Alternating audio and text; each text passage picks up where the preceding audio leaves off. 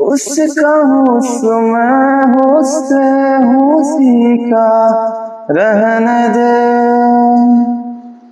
मैं तो प्यासा हूँ है दरिया वो जरिया जीने का मेरे। আমরা এই মুহূর্তে রয়েছি মালদা জেলার বড়াইল গ্রাম।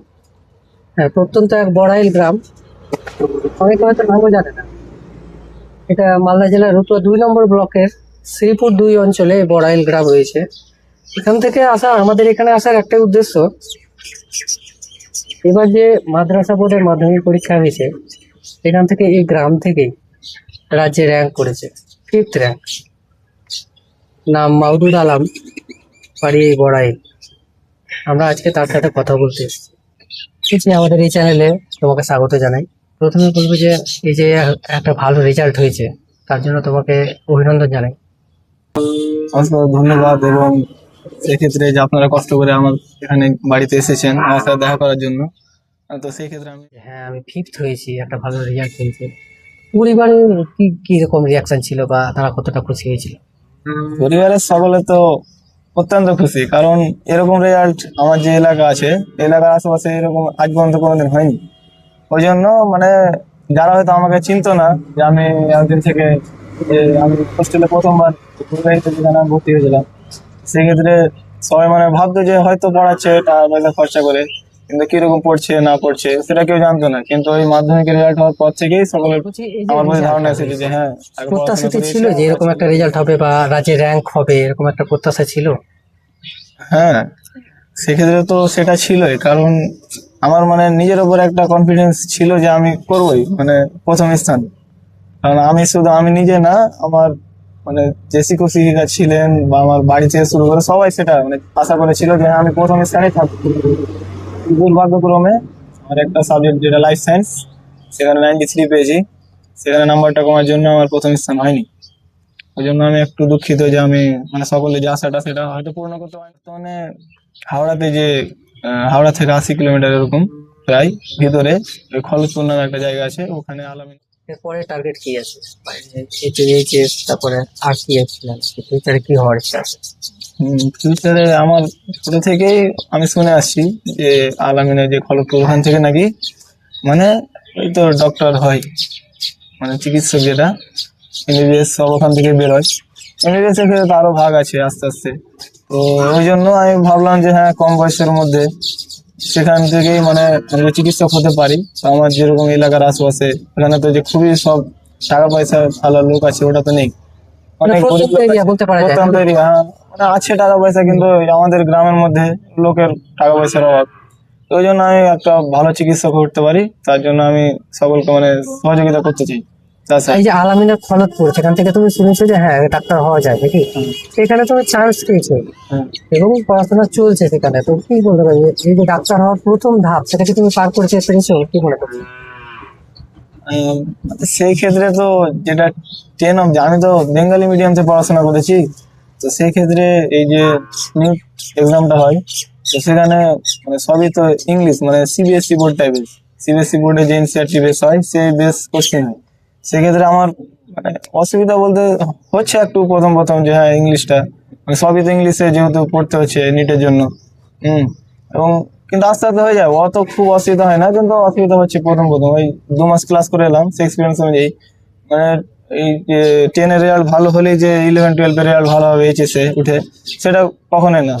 10-এর জিনিসটা পুরোপুরি আলাদা। মানে একটা বৃষ্টি হলে একটা নিচু জায়গায় যে জলটা জমে পুকুর থেকে এবার সমুদ্রে নেমেছে, সেই জলটা থেকে মানে উঠিয়ে সমুদ্রের মাঝখানে ফেলে দেওয়া হয়েছে। আর যদি ওখান থেকে সাঁতরে যদি পার হতে পারি, ডাঙে আসতে পারি, তাহলে আমার মানে সফলতা পাবো।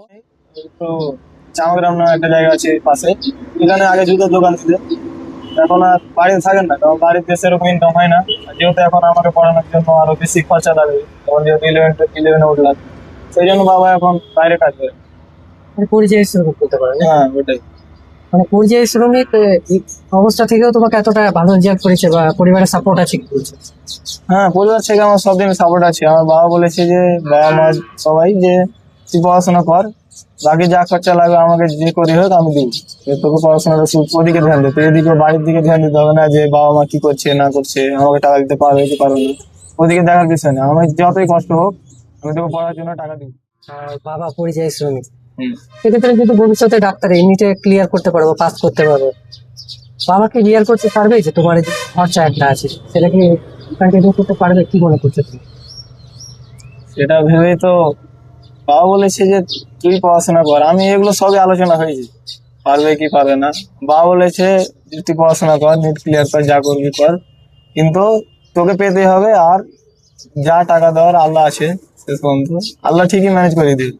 পড়াশোনা করলে হবে। আমি যদি আমাকে কষ্ট করে টাকা দিচ্ছে আর আমি যদি এখন 11-এ গিয়ে নতুন জায়গায় গিয়ে যদি পড়াশোনা না করি, আমি যদি বন্ধুর সাথে আড্ডা দেওয়া শুরু করি পড়াশোনা ছেড়ে, তো সেক্ষেত্রে তো হবে না। এখন যদি আমি এগোই, নিজের পরিশ্রম, কঠোর পরিশ্রম করে থাকি, তা আল্লাহ তো সফলতার দিকে ঠিকই এগিয়ে নিয়ে যাবে। কোনো না কোনো ভাবে টাকা পড়াশোনায় ম্যানেজ হয়ে কতটা যাবে। কন্ট্রোল ছিল বা কত ঘন্টা করে পড়তে, কিভাবে পড়তেছিল? ঘন্টা বলতে কোনো আমার একটা লিমিট ছিল না যে হ্যাঁ আমি এতটাই পড়াশোনা করবো। মানে ক্লাস হওয়ার পর যখন আমি ফাঁকা টাইম পেতাম, মানে মানে আমি নিজেকে এরকম পড়াশোনা করতাম যে আমার কতটা ক্লিয়ার হচ্ছে, মানে আমি কতটা পড়লে আমার হবে, কতটা পড়লে আমি লিখতে পারবো ঠিকঠাক, কতটা পড়লে আমার সব কনফিউশন দূর হবে, ওভাবে পড়তাম। যে আমাকে এতটাই পড়তে হবে প্রতিটা সাবজেক্ট, যে ধরা ধরা করে যে হ্যাঁ আমি এতটাই পড়বো, ওরকম না। যে আমি যখনই মন লাগতো, যখনই মন ভালো থাকতো, আর আমি যতটা বুঝতে পারতাম যে হ্যাঁ এতটা পড়লে আমি পারবো, সে হয়। ফেভারিট সাবজেক্ট কিছু ফেভারিট? ম্যাথ ভালো লাগে। হুম। পড়াশোনার বাইরে অফ টাইমে যখন পড়াশোনা নেই সেই টাইমে তুমি কি করতে, বা কোনো হবি আছে?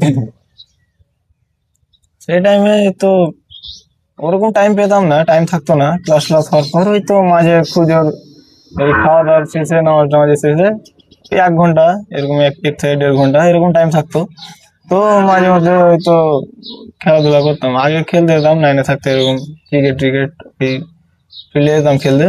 তারপরে 10-এ উঠে ওরকম মানে স্যাররাও ছাড়তো না বাইরে, মানে 10-এ যেহেতু পড়ার চাপ আর তখন এক্সট্রা কোচিং থাকতো, তো ওই জন্য ওরকম টাইম থাকতো না, কোনদিন বিকাল করে থাকতো তো মাঝে মধ্যে। আর এমনি এই তো গান টান এগুলো ভালো লাগে মানে বলতে। মানে এখন সেভাবে কোনো শখ নেই হ্যাঁ, যেটা করতে হবে হবি, যেটা বই খাতা যে আছে সেটা ছাড়া যে অনলাইনে এখন ছাত্রছাত্রীরা অনলাইনে বেশি ইউটিউব থেকে পড়াশোনা করে, সেখান থেকে সেই জিনিসগুলো কি তুমি করেছো? অনলাইনে পড়াশোনার ক্ষেত্রে অনলাইন কি কোনোভাবে ব্যবহার করেছো তুমি? অনলাইনের ক্ষেত্রে সেরকম পাইনি, কারণ ওখানে তো মোবাইল অ্যালাউ নেই। আমাদের ওখানে মিশনে মোবাইলে কোনো অ্যালাউ নেই। আর বাড়িতে আসলে ওরকম তো ছুটি পেতাম না। আর আসলে ওই মাঝে মধ্যে ক্লাস এরকম, খুব একটা না। কিন্তু মানে ছুটি তো কয়েকটা দিন থাকতো, 7 থেকে 8টা দিন, একটা সপ্তাহ এরকম খুঁজো। ওই জন্য ওরকম তো। আর ওখানে তো মোবাইলে কোনো অ্যালাউ নেই, মানে সব স্যারম্যান, যা অসুবিধা হতো তাদের উদ্দেশ্যে কি বলতে চাও? রেজাল্ট ভালো করার ক্ষেত্রে কি কি মানে ক্রাইটেরিয়া আছে যে এই জিনিসগুলো করলে রেজাল্ট তোমার ভালো হতে পারে, তাদের উদ্দেশ্যে কি বলবে? মানে তাদের উদ্দেশ্যে বলতে চাই যে নিজের ধারাবাহিকতা বজায় রাখতে হবে। মানে প্রতিদিনই পড়াশোনা করতে হবে, যে ক্লাসের পড়াটা যেটা থাকে, যে মানে আজকে যদি না করি তো এর পরের দিন ওই পড়াটা বেশি এক্সট্রা থেকে যাচ্ছে। তো ওই জন্য ঝামেলা আবার, যে হ্যাঁ ওটা কখন করবো, ক্লিয়ার থাকবে না। আর প্রতিদিনে তো পড়াটা একটা চাপ আছে। এরকম যদি প্রতিটা সাবজেক্টে যদি পড়া দেওয়া যায়, যে 7টা থেকে 8টা সাবজেক্ট থাকে, স্কুল হোটেলে 7টা আর মাস হোটেলে 8টা, তো সেক্ষেত্রে একদিন যদি ছুটে যায়, যে আজকে পড়লাম না তো পরের দিন পড়ে নেবো, তো সেক্ষেত্রে যদি আস্তে আস্তে আস্তে মানে অনেকটাই হয়ে যায় একটা জায়গায়, তখন তো ওটা ক্লিয়ার করা সম্ভব না। ওই জন্য প্রতিদিন মানে চেষ্টা করতে হবে যে আমার প্রতিদিনের পড়াটা প্রতিদিনই করব। আর যাতে আমার এরকম মনে না হয় যে হ্যাঁ মাধ্যমিকের সময় এসে যে আমার এই জায়গাটা ক্লিয়ার নেই, মানে এরকম রাখতে হবে যে যেখান থেকে যে কোশ্চেন, মানে আমি কিছু লিখ পারবো, মানে আমার ওখান থেকে কিছু মনে আসবে এরকম, যে যে কোনো বইয়ের যে কোনো জায়গা থেকে আমি পারবো কোশ্চেন, ক্লিয়ার আছে এক কথায় সব জিনিস।